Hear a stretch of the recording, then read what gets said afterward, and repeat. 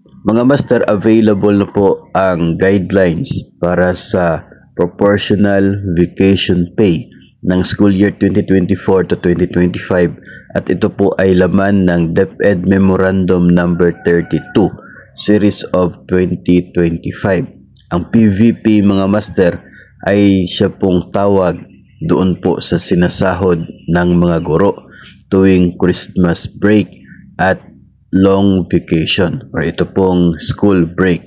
So dito po nakadepende po ito sa number of days ng isa pong mula po sa simula ng school year hanggang sa katapusan at maging sa number of days din ng bakasyon. So sa ngayon po 73 ang total PVP days kung saan 12 days niyan ay na-consume noong Christmas vacation at 61 days para po sa period ng April 16 hanggang sa June 15. So ito po yung period na wala pong pasok, school break or summer vacation. Yun po yung tawag. So ngayon po ay dependent po yung kung ilang araw ng PVP ang makukuha ng isang guro, dependent sa kanya pong naging actual service sa loob ng isa pong school year. School year 2024-2025. Maliban po doon sa ito pong mga leave without pay, hindi po siya included or counted as part of the service ng isa pong public school teacher.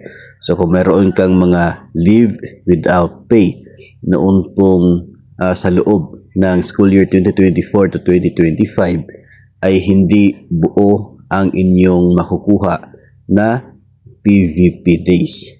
So expect na magkakaroon ng deduction sa sahod pagdating po ng maybe May or June. Depende na po yun sa gumagawa ng sahod po sa inyo. And yung mga newly hired ay affected po dito. Kaya meron pong enclosure sa memorandum, yung enclosure number 2, kung saan nakalista yung date of appointment, kung kailan nagsimula first day of service ng mga public school teachers at kung ilang lamang doon sa 61 days ang kanila pong makukuha para po sa pangsahod nila ngayon pong April 16 hanggang sa June 15. So gusto pong nating i-correct yung mga iniisip ng iba na baka bonus po ito, incentive or ang PVP ay sinasahod po yan, sahod ng mga teachers sa loob ng isa pong bakasyon or break na kung tawagin.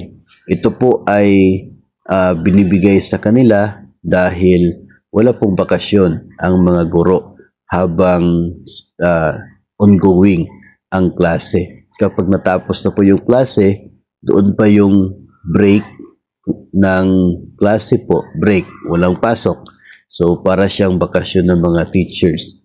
So binabayaran po sila base sa na-earn na PVP days. So hindi po yun as in free na binibigay sa kanila na sahod. Pinagpaguran po yun ng mga public school teachers para sila ay eligible na makatanggap ng PVP, Proportional Vacation Pay, kahit bakasyon po.